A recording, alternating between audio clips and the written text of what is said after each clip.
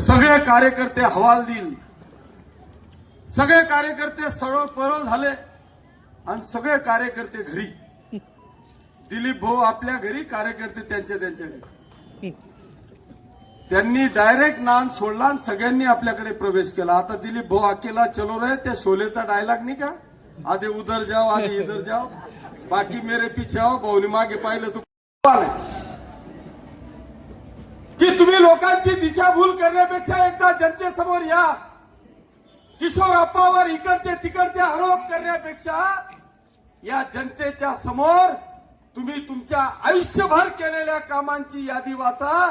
नाही तर हा किशोर अप्पा फक्त 11 वर्षाच्या कामांची यादी वाचतो. जर तुमच्यापेक्षा 1 इंचही जर का पुढे नाही गेलो ना, मी या पाचोरा भडगाव तालुक्याच्या जनतेची माफी मागून सांगेल की मला मतदान करू नका.